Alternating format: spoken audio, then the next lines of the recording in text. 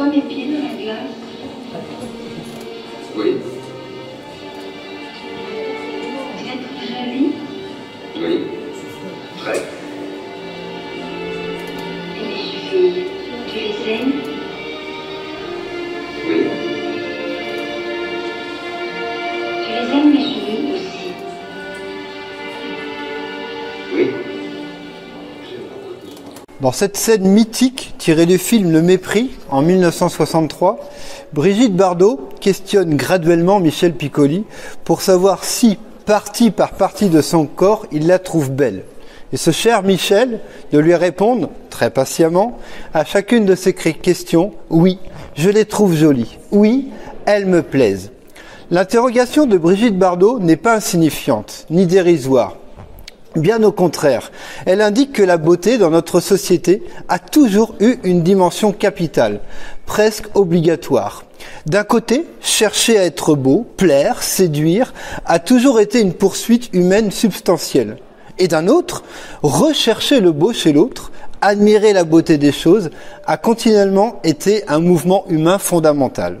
Tout homme est sensible à la beauté. Mais quelle satisfaction peut-elle, cette beauté, nous apporter? Les hommes aspirent sans cesse à chercher le beau. Pourtant, établir ce qu'est la beauté n'est pas chose aisée, en raison de la diversité des expériences. On évoquera volontiers la beauté d'un coucher de soleil, le paysage de la Toscane, pourquoi pas la beauté d'un homme, ou voire d'une jolie femme, la beauté même d'un animal, autant également de celle d'une statue, d'une architecture ou le chef-d'œuvre de la peinture.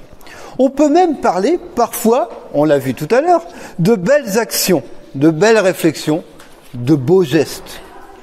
Les occasions de rencontrer la beauté sont multiples. La beauté est alternativement dans la nature, les corps, les œuvres d'art, les actions. Cette diversité des supports de la beauté rend évidemment difficile d'en élaborer une conception unifiée.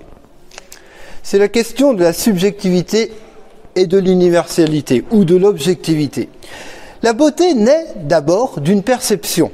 Admirer un tableau, écouter une symphonie. Puis, elle va être immédiatement traitée et analysée par le cerveau pour devenir une émotion. La beauté nous fait parvenir des émotions agréables, des sentiments plaisants. La beauté semble donc, parce qu'elle touche à ma sensation, être attachée à quelque chose de singulier, quelque chose de très particulier. Ce jugement subjectif est d'autant plus avéré que l'arbitrage pour définir si une chose est belle sera lié au point de vue. Ce qui sera beau pour moi ne sera pas forcément beau pour l'autre. On sait, au moins depuis Kant, encore lui, que le paradoxe du jugement de goût est précisément de se prétendre universel alors qu'en fait, il est proprement subjectif. Lorsque je dis qu'une femme est belle, je sous-entends que n'importe qui doit la juger semblablement. Mais tel n'est pas forcément le cas. De même, si je vous demande, par exemple, de me citer 3 belles œuvres artistiques, chacun de vous fera des choix liés à sa sensibilité. Vous pouvez peut-être être sensible à une œuvre de Picasso, alors que votre voisin estimera, lui, que cette peinture est vraiment grossière, grotesque, et que même son petit-fils de 6 ans fait vraiment bien mieux. En revanche, votre voisin de gauche, peut-être, sera sensible au déjeuner sur l'herbe de Manet, alors que pour vous, cette peinture est absolument indécente et vulgaire. Traiter de la beauté, c'est donc être tiraillé entre le désir d'accéder à cet universel, c'est vraiment beau, et qui dépasserait les points de vue singuliers et subjectifs. Je trouve que cela est beau. Si on pouvait démontrer l'existence du beau à l'aide de critères infaillibles, toute discussion sur le beau sera alors superflue. Mais nous savons aussi que nous ne pouvons pas nous contenter du « à chacun son goût », que la beauté garde et souhaite, et nous le souhaitons, garder une dimension universelle. C'est que l'homme est un vrai chercheur de beauté.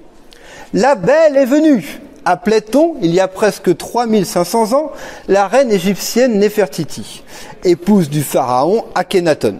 Sa beauté était telle qu'elle fut immortalisée par un artiste anonyme et talentueux, qui créa un buste aujourd'hui très célèbre. Ce type d'œuvre souligne la volonté humaine de chercher la beauté, bien plus encore, de la conserver. L'homme est en quête de beauté, il poursuit les belles choses, et les artistes de capter l'essence de la beauté et de la fixer sur un support, que ce soit la pierre, la toile ou le papier. Un psychologue français, Scana de Skonen, directrice de recherche du CNRS, s'est livrée sur des nourrissons âgés de 3 jours à l'expérience suivante. Elle a fait défiler devant eux, sous leurs yeux, sur un écran, des photos de visages féminins qui étaient considérés comme beaux et séduisants. Le résultat est proprement étonnant, voire glaçant. Dès 3 jours, raconte-t-elle, les bébés fixent beaucoup plus longtemps les jolis visages que les autres. C'est l'insondable pouvoir de la beauté. Des chercheurs de l'université du Collège de Londres ont découvert l'endroit même du cerveau où nous ressentons la beauté. Ils parlent de la zone A1 du cortex orbifrontal médian. Ils ont découvert que lorsqu'une chose était considérée comme belle, c'était toujours la même partie du cerveau qui entrait en jeu. C'est une partie du cerveau très souple que l'expérience modifie facilement. Cela explique pourquoi le sens de la beauté n'est jamais fixé une bonne fois pour toutes, mais se développe continuellement. La beauté serait un critère de fiabilité. La beauté semble donc être une valeur recherchée, un indicateur d'authenticité et d'exactitude. Pour dire un peu les choses trivialement, je dirais qu'un coucher de soleil révélerait et relèverait une idée de vérité, de certitude rassurante, tandis que des viscères, par exemple, ou toute autre insupportable image, sembleraient évoquer une idée d'aversion ou de fausseté. Depuis les origines de la philosophie, le beau semble attaché à l'idée de vérité. Le beau est l'éclat du vrai, disait Hegel. La beauté nous attire. Et pourquoi ? Parce qu'elle nous rappelle, au-delà d'elle, le signe d'authentique vertu. Le beau convoque l'harmonie, le bon, le bien, la liberté ou encore même la vérité. Mais si le beau attire et paraît révéler ainsi la vérité, la laideur, elle, exprimerait un sacré contre-pied, voire complexe et encombrant. L'homme, attiré par le beau, évite l'hideux. Pourtant, c'est une donnée première de notre expérience. Les visages ingrats, les paysages défigurés abondent dans notre quotidien. Confronté à la laideur, notre réaction est subite. Nous sommes perturbés. Il y a là quelque chose d'archaïque, de primitif. Le nourrisson sourit à un visage harmonieux et pas à une gueule cassée. Pour les enfants, le vilain d'ailleurs est très souvent un méchant. Et ce partage enfantin a été longuement porté par les contes et demeure maintenant profondément ancré en nous. C'est que la laideur est franchement laide. La journaliste Sylva von Harden se sent moche. Elle parle de ses yeux sans éclat, de ses oreilles tarabiscotées, de son long nez au milieu d'un étroit visage blafard, de sa maigre bouche qui est tout sauf attirante, de ses longues mains, de ses courtes jambes, de ses gros pieds. Je dois vous peindre, je le dois. Tels sont les mots pourtant de l'artiste allemand Otto Dix. Elle s'étonne que l'artiste Otto Dix désire la peindre. La journaliste estime d'ailleurs que cette peinture ne fera qu'horrifier chacun et ne plaira à personne. La laideur est laide, elle dérange, elle trouble. Difficile de faire le tableau d'un laid. Dès la maternelle et jusqu'aux maisons de retraite, nous semblons traiter mal les moches. Nous encensons les beaux comme s'ils avaient une belle âme.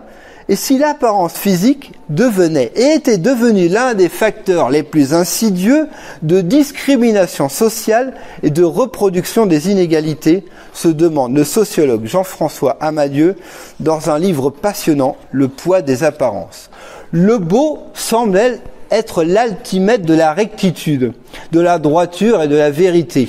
Pourtant, cela peut être en même temps le plus pauvre des critères, la plus misérable des références, voire la plus vicieuse, la plus insidieuse certification. Dans un beau discours xénophobe, une belle représentation des nazis, la beauté ne devient-elle pas la pire des fourberies ? La beauté est tellement ambiguë, elle peut être douteuse, contestable, elle est pure forme et peut, en ce sens, cacher le meilleur comme le pire. La beauté manipule notre société tout entière, comme une sorte de piège malhonnête. Les normes esthétiques de notre époque procèdent comme des directives. Les normes de beauté sont devenues des injonctions qui nous infligent. Notre environnement nous présente des codes de beauté qui influencent notre comportement. À l'heure où, comme le souligne le politologue Jean-Marie Cotteret, les grands de ce monde sont taraudés par une question essentielle: est-ce que je passe bien à la télé ? On se plie sans barguiner à l'injonction sociale assénée par la pub: sois beau, sois belle et tais-toi. Le slogan sous-entend que la beauté devient un passeport pour la tendresse, le sexe, l'amour, la réussite et la fortune. Serions-nous devenus hypocrites ? La société est-elle devenue hypocrite ? Le beau, la beauté est devenue une clé sociale. L'hypocrisie n'a jamais autant régné. C'est à l'image des cigarettes qui sont vendues et consenties car on a averti qu'elles tuaient. À l'image, pourquoi pas, de la malbouffe industrielle agréée, car on a quand même alerté, à la fin de la publicité, que le produit débordant de sucre industriel, qu'il fallait quand même manger 5 fruits et légumes par jour. Pourquoi pas, à l'image actuelle des jeux de paris en ligne qui sont assumés et ratifiés, car on a bien précisé quand même que les jeux d'argent pouvaient provoquer des dépendances néfastes dangereuses. Je me suis trompé, ça vient. Si tout cela est dangereux, alors pourquoi ? Ne cherchez pas, souris. C'est le paradoxe de la singularité extravagante de notre société. Le monde serait devenu schizophrène. De même, on condamne les idéologies exaltant la beauté physique tout en cédant collectivement à l'obsession du beau, du look, du sexy. Ben voilà. La profusion d'affiches, de publicités de parfums, de lingerie montre que la beauté est devenue le dogme d'une société ancrée sur l'apparence, l'extériorité et le semblant. Par la beauté, je maîtrise l'autre. Le pouvoir de séduction du beau, un pouvoir de contrôle. Et ce, depuis la nuit des temps. Ce qui est beau est forcément bien. Le beau est confondu avec le bien, jusque dans nos formules, dans nos tournures. Ce n'est pas beau de faire ça, dit-on aux enfants. La littérature est nourrie de ces stéréotypes. Les stéréotypes au nez crochu, ces sorcières au nez crochu de contes de fées, les méchantes sœurs de Cendrillon, l'ignoble Cruella des 101 Dalmatiens incarnent proprement le mal, parce qu'elles sont moches. Au travail, eh bien, il y a une injustice qui est forcément liée au fait qu'on soit beau ou laid. La laideur discrimine. Le Parlement a voté le 16 novembre 2001 une modification du Code du travail qui interdit toute discrimination fondée sur l'apparence physique. Désormais, un candidat refoulé à l'embauche parce qu'il n'aurait pas le physique de l'emploi pourrait traîner l'employeur fautif devant les tribunaux. Encore faut-il qu'il parvienne à prouver qu'on ne veut pas de lui parce qu'il est moche. Difficile, pas facile en vérité, car cela n'est jamais dit, sauf dans le dos des gens concernés. On peut interdire les gros abus, mais pas le jésuitisme. Les discriminations fondées sur le physique sont d'autant plus efficaces parce qu'elles sont niées, déclare et dénonce Armadieu. En France, pourtant, le second motif de discrimination dont sont les victimes des demandeurs d'emploi est bien l'apparence physique. Les différences ne sont pas anecdotiques. À CV similaire, pour un poste d'accueil, une candidate mince aura 6 fois plus de chances d'obtenir une réponse positive qu'un recruteur qu'un candidat en surpoids. L'apparence physique exerce des effets d'autant plus importants que notre société française s'est toujours attachée au paraître. Nos recrutements se font par des CV assortis de photos, surtout pour les cadres, ce qui n'est absolument pas le cas, notamment dans des pays comme les États-Unis, le Canada, l'Australie ou beaucoup plus près, la Grande-Bretagne. N'est pas monstre celui que l'on croit. La beauté qui attire est donc parfois bien trompeuse, surtout dans notre société actuelle. Elle peut manipuler les gens, elle manipule les humains pour nous attirer dans des pièges sociétaux, politiques et culturels, car la beauté est un enjeu de pouvoir. Elle possède quelque chose comme un attrait. La beauté fascine, captive, elle nous rend aveugles, elle nous rend parfois incapables de penser, de réfléchir et de juger. Il y a un film d'une profondeur hallucinante qui s'intitule Freaks ou la monstrueuse parade. Ce film a été réalisé en 1936 par Tom Browning. Dans Freaks, des êtres difformes se produisent dans un célèbre cirque afin de s'exhiber en tant que phénomène de foire.